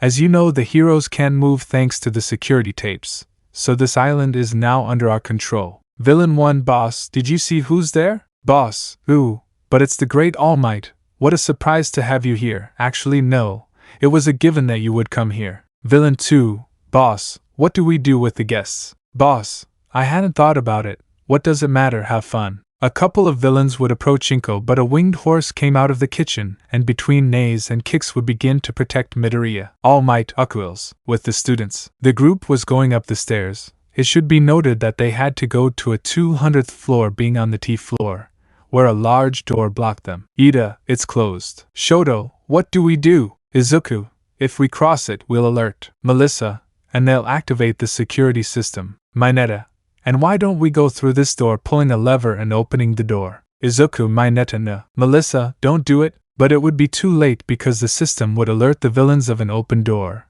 as they would discover the students, while the boss ordered the barriers to be used to stop them and send 2 henchmen. Ibara, is there no other way to go up? Melissa, there must be another set of stairs at the end of the hall. Suddenly, the floodgates began to close. Ibara, the doors. Momo, they're all closing. Izuku, Shoto. Noticing a door that could be used, Shoto would throw a pillar of ice while Ida would see the opening, and activating his engines would run until he knocked down the door, managing to reach the greenhouse. Izuku, a greenhouse? Melissa, yes, scientists study the effects of powers on wildlife. Jiro, wait, seeing an elevator activate. An elevator is coming. Minetta, I think the villains found us. Izuku, hide using the plants. Melissa, Momo, I didn't know you could do that. Izuku, calm hunter. Everyone would hide while waiting for the villains to arrive. Kaminari, I wonder. All no. Melissa, we can't use the elevator. Only authorized personnel can. Izuku, not to mention they would see us coming. At that point the villains would enter, causing silence to surround the area. Villain 1, we were informed that the children are here. Villain 2, they came in here because it's easy to hide. All the hidden ones were trembling except Ibara and Izuku, who were ready to take out a weapon each, hidden in a pen. Villain 1, we found them children. Bakugo, hey! Who are you calling kid? Izuku, Kaken and Kirishima, he thought, looking. Villain 2, you won't get out of here alive. Bakugo, I'll take care of these 2. Kirishima, no stopping. Bakugo, sorry, it's just that we got lost while looking for the party. Izuku, really? He thought with poker face like the others. Villain 1 would launch an annoying attack. Villain 1, don't lie, damn it. Bakugo, Kirishima. Throwing himself. Shoto would be faster by creating an iceberg as a shield. Shoto, we'll stop you here. Find another way to get up. Izuku, yes, making his shoes have wings. Todoroki made the rest rise with his ice while the fight between the 3 UA students and 2 villains began. Villain 2, so you want to fight by becoming a monster? Come here. Shoto would smile, taking out a cane, while Kirishima activated a rare sword. Bakugo, maybe they are, he thought. Shoto, I see you noticed, then we see that adopting an ape form. Kirishima, we'll stop them here. Taking out some kind of mallet. Villain 1, so they know how to fight. Villain 2, where they come from. Bakugo, we can't take this lightly. With the others, Izuku and the rest were following the path towards the 200th floor, reaching another blocked door. But they detected that there was a hatch, where only Minetta would fit, whom they had to convince with something almost noper, since the green-haired boy promised photos of certain nymphs for him, which earned him a little jealousy from his girlfriend, but he let it go. It was not his fault that his Uncle Zeus sent him those things. Ibara, did you really want to pass that on to him? Izuku, let me get rid of that. My uncle is a big pervert. Outside the building, Minetta was climbing up shouting, harem. In the fight, Bakugo and the others had it very difficult, but nothing they could not solve, because All Might, thanks to Achilles managing to free him, would come to help. Everywhere the security drones would begin to patrol and go out to attack the groups of students, but Izuku's group would manage to reach almost the top floor without problems, until several drones would come out of the doors. So the green-haired man had to take advantage of his power. Using technokinesis, he took control of the machines from the villains. Ida, how? Izuku, if a god recognizes you as a champion, he gives access to your domains. I am the son of Poseidon, But I am also the champion of Demeter, Hephaestus, and Hades lying a little. Uraraka, I didn't know that. Momo, and I thought Hades and Demeter didn't get along. Izuku, they don't opening the doors. If it weren't for Lady Persephone they wouldn't get along. Melissa, the road is. At that point several robots would appear on the scene. Ibera, Adonis, you and Melissa along with Uraraka-san go. We'll keep the rest busy taking out Anduriel. Ida, what the nun said. Kyoka, we leave everything in your hands. Momo, go. Kaminari, yes. Minetta, they won't defeat us. Crying a little. While nearby, several fishing boats had been reported sunk. While a grotesque being approached, fishermen always told rumors of creatures in the waters, but they did not go beyond folklore. Fisherman 1, it's the Kraken Korin. Multiple ships had been sunk. An island. Izuku was still running on the stairs when he felt the connection of the sea. Uraraka, Midoriya. Izuku, something's coming. Melissa, what do you mean? Izuku, something is coming across the sea, something big. Melissa, we'll figure that out later, okay? Izuku, sure. On the way Bakugo, Todoroki and Kirishima joined the three who were going to the generator. Bakugo, something's coming. Izuku, I thought Apollo wouldn't help with that. Bakugo, what's coming isn't pretty. How are we going to stop that? Shoto, we have a situation here, then we will solve that. All yes. Island final part. The group was running. While they talked about what was coming, they wouldn't say much because they wouldn't involve Melissa more than she already knew. It's not as if she wasn't running next to a demigod, son of the big three. They would manage to get to the last place so they would enter without being noticed, so they would head to the computer area, noticing David tied up, while Sam and the villains aimed at him. Sam, it shouldn't have ended like this, Mr. David. David, and hire them? He said with his mouth gagged. Sam, if you hadn't abandoned that project, if you hadn't let the company cancel it, we would be changing the world today. Melissa, Dad? Sam?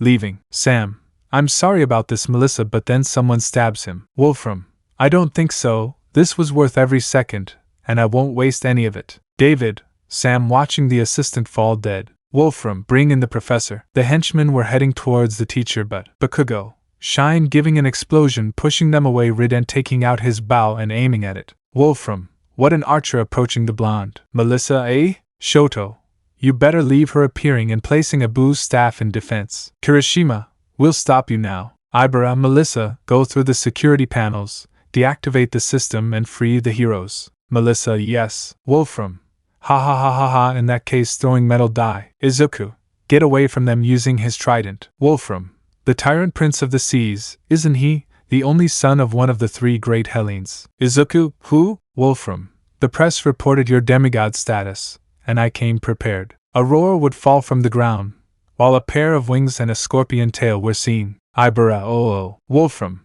it wasn't easy to find her, let alone give her over to obey. Izuku, cute kitty. Izuku was walking in circles so as not to turn his back on the beast as it growled. Ibera, I help. Izuku, no, she's focused on my scent, and I didn't bring my shield, pointing the trident at her. At that the being rushes at Izuku using its tail, causing the green-haired man to rise into the sky. Izuku, wow. Bakugo, let's defend the teacher and the nerd. Shoto, do you think you can aim at that thing? Kirishima, and the villain. Ibera would take out a sword to join, but Wolfram would be sending attacks with his quirk, destroying the building while a helicopter arrived. Wolfram, I'm sorry, my dear heroes, but I must go. Izuku continued to dodge scratches, claws, sting attacks and bites from the Manticore. Izuku, I wish I knew how to beat him. Ibera, the villain escapes. In that All Might would appear shooting down the helicopter in front of the students, but would panic because of the animal. All Might, what's up with the kitten? At that the Manticore launches an attack with its tail,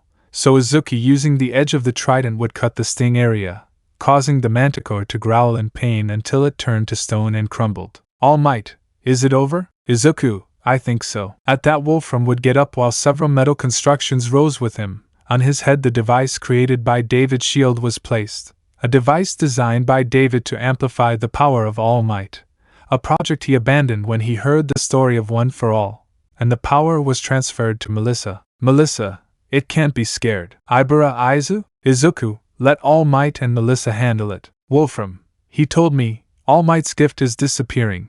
He no longer has the enormous power he once had. All Might, there isn't much time left steaming. Izuku, it looks like we'll have to intervene. All Might, No stopping the young people, you don't know when to give up, right? All Might would throw himself at Wolfram, while he raised a metal wall, causing the smash to be repelled. Wolfram, is that all you've got? Izuku, Dad, give me a little support on that, raising the waters around the island. Wolfram, what is this? About to attack with his quirk, son of Poseidon. Izuku on top of the wave approached him, distracting him, while All Might recovered. All Might, Shonen, Bakugo, died, damned shooting arrows. Wolfram, how scary. Bakugo, Shine. The arrows detonated, forcing the villain to take cover while dodging the green-haired man's waters and flames of fire and pillars of ice from a two-colored man. All Might, I'm pathetic. I should stop them, but I'm running out of strength. Melissa, then let's join the others. Let's do something together, man. All Might, Melissa. At that he would start to smile, of course. Both would launch themselves, taking advantage of Wolfram's distraction caused by 3 students. All Might, for my students, seeing how the others threw themselves into the fight so motivated. Melissa, Uncle. All Might, I won't let this damn wound stop me. Come on, Melissa. Xiaojo. Melissa, yes. Both of them would be running towards Wolfram, being helped by the students every time the villain attacked both carriers of One for All. Wolfram, you won't be able to defeat me. Demigod grabbing the green-haired boy by the neck, due to carelessness. Izuku, go to Hades. All Might and Melissa, double Detroit smash. Wolfram,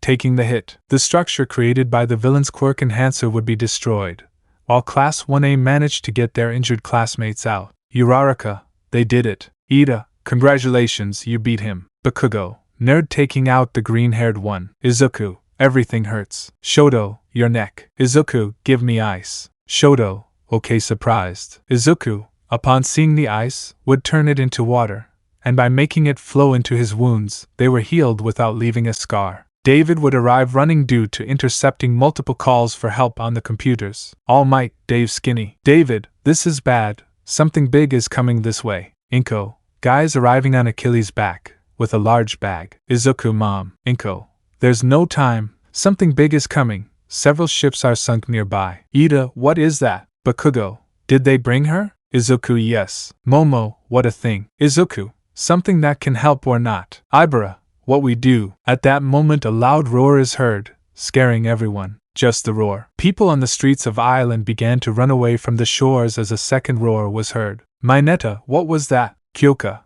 it hurts, while blood was falling from her ears. Kaminari, hey, is that normal in the sea? From the sea several tentacles would emerge, attacking the island, destroying buildings, while people fled, screaming. Panic took over the island. Heroes like Godzilla tried to do something, but it was useless. The force of the tentacles' blow was too much. Everyone ended up dead. Kirishima, what is it? At that point the tentacles would stop attacking, while a being with the appearance of a turtle, crab legs, 4 eyes, 10 tentacles and a size of at least 250 meters tall. Ibara, the Kraken. Izuku, but how did he get free? He was locked in the darkest depths of the sea. Ida, how? Izuku, he was imprisoned in the sea, chained by chains made by Hephaestus himself, chains impossible to break. All Might, but what are you doing here? Achilles, Master, we must do it. Medusa's head will do, the animal spoke. Izuku, are you sure? Momo, what did he say? Izuku would take a head out of the bag. Izuku, the Gorgon, even in death her head works. Ida, but you killed that being, you don't deserve to be a hero. All, shut up. Ida. Inko, be careful. Izuku, yes, Mom. All Might, go helping the green-haired boy get on the Pegasus. Izuku, yeah, let's go. Achilles began to run, taking flight towards the building closest to the monster, which continued attacking the island. As the green-haired man approached, several heroes saw him and tried to stop him and arrest him by the head, but once he reached the building, he began to approach the being, drawing its attention. Izuku, Hey. The Kraken would focus its sights on the green-haired boy, and when trying to eat him, Izuku would take out the jellyfish head. The Kraken would roar as it began to turn into stone, while several heroes approached, accompanied by Class 1A, who didn't want to be left behind, and All Might. Little by little, the being would turn into stone, beginning to fall into pieces into the sea, while the people watched this in shock. Ida, what is that? Kirishima, they said it was the head of a Gorgon. Shoto, any living being succumbs to his gaze. After that, The green-haired boy turned around, and before the other heroes could stop him, All Might, Inko, and their companions began to applaud after saving Ida. They were followed by the people and heroes who were amazed by the feat. The local press gave it a title: The Return of Perseus, or Praise the Son of the King of the Seas. In a short time, the news of the Kraken's defeat at the hands of a UA student spread across the world. Meanwhile, the members of the Mitology family, accompanied by Ibera, held the green-haired boy in a very possessive embrace, while several adult women, young women, and teenagers glared at the green-haired girl, given that the Son of the Sea had earned a large following of female fans. Camp, Midoriya residence. We can see the green-haired boy with his mother, girlfriend, a bear dog mouse, Aizawa and All Might. Nizu.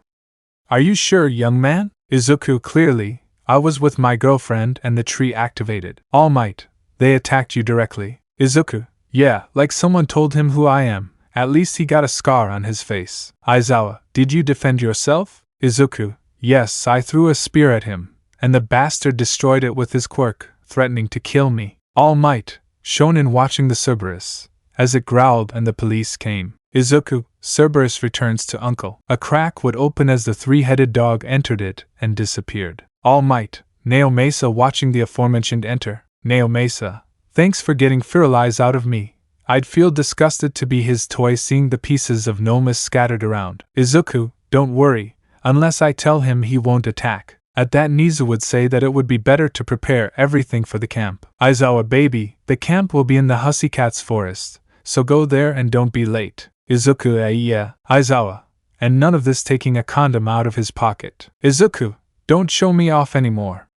Taking it off. Ibera, calm down, or else no hex for a month. Izuku, yes, and how daring Ibera-chan kissing her on her lips. Time jump UA. It's been 10 days since the incident at the Midoriya mansion, where classes A and B were gathered at the school entrance waiting. Monoma, yar. It seems that the great Class A has many failures and an irresponsible person ha. Kendo would punch him, knocking out the idiot blonde-haired guy. Kendo, sorry, taking the aforementioned and loading him onto the bus. Mina, that was weird. Minetta and Midoriya? Aizawa, you have orders from the director and me to go straight there. Kirishima, this will be a manly trip, keeping a rare weapon in his luggage. Shoto, yes, smiling in an ape-like manner. Aizawa, fine, whatever.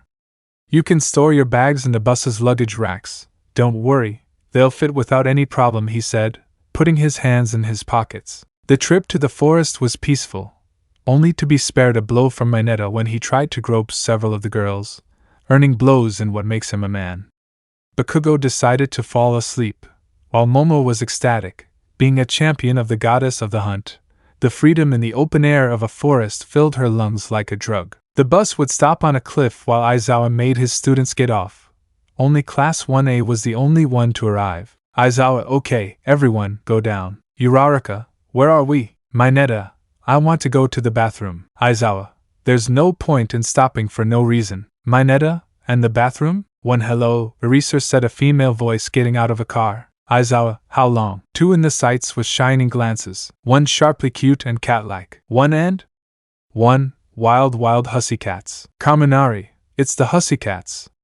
While a child next to him looked at them strangely. Kirishima, they are rescue heroes. Suddenly a flapping would be heard, followed by a neigh. Aizawa, I thought he wasn't coming. Landing. Bakugo, wow. A boy was next to the Hussycats, watching everything. At first he was annoyed to see so many idiots aspiring to be heroes, but upon hearing those sounds, he turned to look. Seeing a horse with wings arrive undoubtedly excited him a little, because he is still a child. Mandalay Pegasus? Pixie Bob. I asked for it, trying to hug the green-haired boy. Shoto, wow. Tsuyu, Izuku-chan, what are you wearing? Izuku, hello, I'm here, sensei, coming down from Achilles, and I'm wearing my training outfit, and I wasn't at my mansion. Aizawa, where were you? Izuku, socializing with my father. Minetta, wow, so the son of Poseidon is a daddy's boy. Izuku, Ida, watch your words carefully. Aizawa, stop it. Mandalay, all this land is ours. They will stay at the foot of the mountain. Uraraka, and why did we stop here? Kaminari, everyone on the bus. Kirishima, run. Mandalay, it's 9:30. If you hurry you'll arrive at 12. Kittens that don't arrive at 12 won't eat. Mina, run. Siro, Get on the bus now, Aizawa. Sorry guys, while in front of the Class 1A raid, minus the green-haired one, Pixie Bob appeared, but the camp has already started. The cat heroine would make the aforementioned fall to the forest floor, causing a landslide with her quirk. Aizawa, okay, seeing the green-haired boy, help me up and go with him. Izuku had no choice but to put the teacher on the Pegasus while the boy analyzed him. There was something different about him. Izuku, oh by the way, do you know what it means when a god lets you be his champion? Mandalay, you're not saying what? Izuku would take out 2 white wings and take flight. Aizawa, Eros, son of Aphrodite, god of love, attraction and intimacy, seeing Koda on the ground. They had all fallen, while they were in pain, letting out moans of pain. Shoto, are you okay? Momo, HAI. Uraraka, also good. Kirishima, that hurt. Kaminari, am I dead? Tsuyu, why do you say that? Kaminari, and that angel? Watching the green-haired boy come down with 2 white wings. Mina, eh?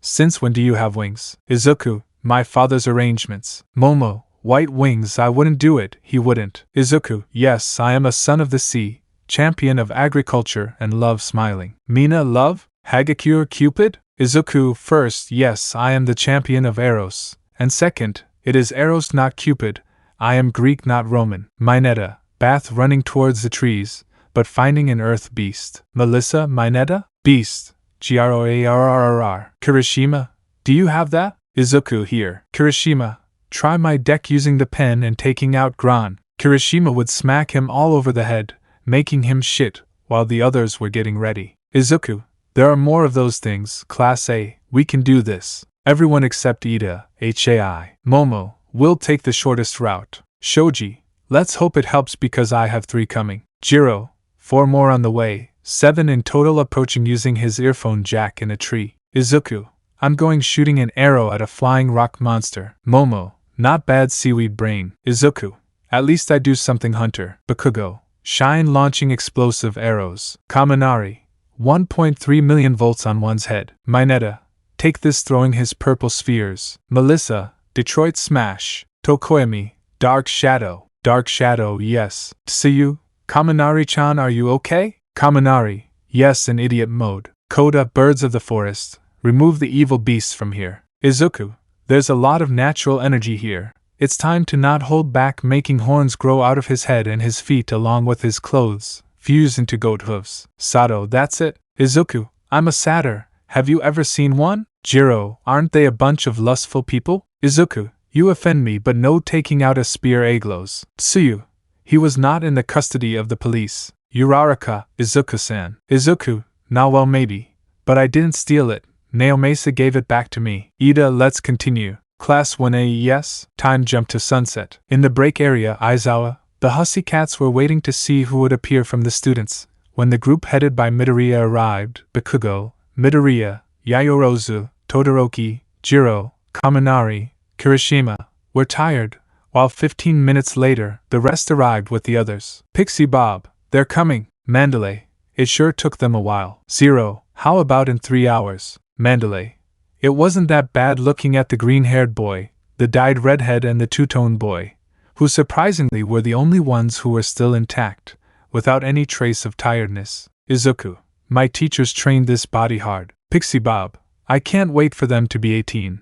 I'm asking for them launching into the 4, including the Muslim. Izuku, I have a girlfriend. Shoto, I don't like older people. Kirishima, I have someone who owns my heart. Bakugo, I won't have a girlfriend until I'm number 1. Aizawa, it was always like this in Midoriya.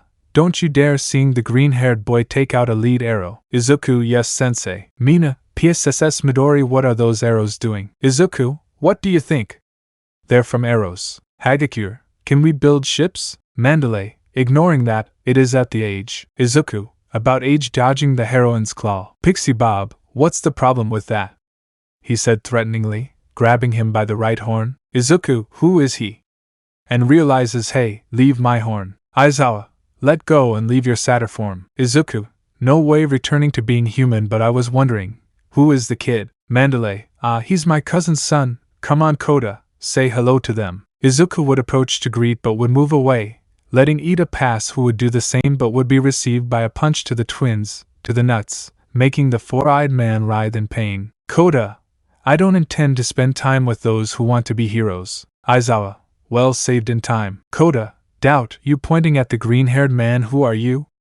You seem familiar. Izuku, maybe if I take this out, taking out a head with snakes. Koda, you defeated the Kraken on island, he would say excitedly. Aizawa, didn't you drop it in the water? Izuku, I lied so they wouldn't take it away and display it carelessly, turning poor devils into stone. Koda, Sug, Ida, leave that head to the heroes. Izuku, I would throw a gold coin, I could send it to my family. Aizawa, where would you send her? Izuku, to Hades' castle. Shrugs. Mandalay, we'd better stop by for lunch. Hehe. Training.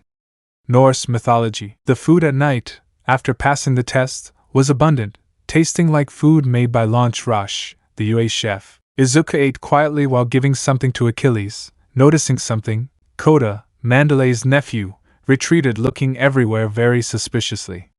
Izuku would narrow his eyes as he noticed an axe on the boy, in addition to training clothes, so he would take the sword that his half-brother used in the past. Riptide, and dressed in his Greek training suit, he followed him. This being seen by Mandalay and Aizawa. Mandalay, I'm not worried about him following him. He's the son of Poseidon, although I don't know how the pantheons work, she thought, somewhat alarmed. Aizawa, he feels something inside him. Maybe he's a mythology, he thought suspiciously. With the green-haired, Izuku was flying, while his senses at their maximum were screaming something. He was grateful to have taken his shield on his back and proceeded to walk close, while following the boy from the air. Izuku, where are you going? Koda, he thought in whispers. He followed the boy to a clearing filled with weapons, axes and swords, along with wooden shields and horned helmets, until you arrive, little Asgardian. Koda, Thor-sensei, I'm sorry for the delay, I just saw someone. Thor, so you followed him, didn't you, son of Poseidon? Izuku, it seems you haven't looked for me much. Thunder Berserker landing. Koda, how? Thor, don't worry, he's trustworthy. You've grown a lot, kid. I still remember the time you and Hermes fell in Asgard. Izuku, yes, although thanks to you the other pantheons knew of my existence. Thor, son of a god and mythology of an entire pantheon, you are not someone weak, but someone to be feared. Izuku, I see that, and I guess I shouldn't be surprised why you admire me so much. Koda, how could I not? Greek, you are the one I must overcome. Even if you were not that strong and I was so weak right now, I would fight against you. Izuku, so you're a warmonger. Thor, war and battle are different things. I love battle but not war. That's what separates me from Ares. Koda, what will you do? Izuku, watching you train. After all, you do it behind your aunt's back. And honestly, I don't want to put up with whining, requests for ships and such. Plus, I would kill Minetta if he did something perverted. Thor, ha ha ha ha ha ha, I like you. Koda, well, I have to train, so do what you want, starting to chop down a tree with the axe. Izuku, I'll go to the lake. I'll take a shower there. Retiring, Izuku left the place, leaving Koda and the most famous Norseman, Thor, surprised by being discovered. He was going to go to the hot springs, but who am I? Izuku, my favorite green-haired girl. Ibara, oh how cute. They both kissed as they walked towards the lake. In the food hall, Aizawa felt the disturbance in the force. Aizawa, I feel like a kid is about to lose his virginity. Although it's probably just me, or Pixie Bob wants to grape him. Pixie Bob, do you know I'm here? Aizawa, I'll be watching you. With the green-haired couple, they continued kissing until they reached the Hussycats Lake, where they undressed, not caring about seeing each other naked, and jumped into the water. They swam for a few minutes, touching their pleasure zones, and letting themselves go while Izuku rubbed his friend in the green-haired girl's privacy. Ibara, Izuku, Ibara, even if I want to give you my virginity, we can't. They'll worry when they see that we don't arrive. Izuku, I know, but I like danger. Squeezing the green-haired girl's breasts. Ibara, I know, but I'm feeling the pleasant massage. We are in remote places and I escaped thanks to Kodai, so I must go back. Izuku, I know. They both got dressed thanks to the green-haired man, leaving their hair slightly wet, and they went to their cabins. Time skip. The next morning. It was 5:20 in the morning. The 19 students of 1A were about to start training their gifts, but someone was missing. Mandalay, well, it's time for the kittens to start, but Pixie Bob, where is Midoriya? Aizawa, it's over there. The green-haired man was performing a series of calisthenics and aerobic exercises with Tiger's body hanging from him, while he used his weight as a deadlift, making the activity difficult. Kirishima, that's such a manly workout. Jiro, but he trains his body blushing at the sight. Momo, you're such a hunter, don't fall for it.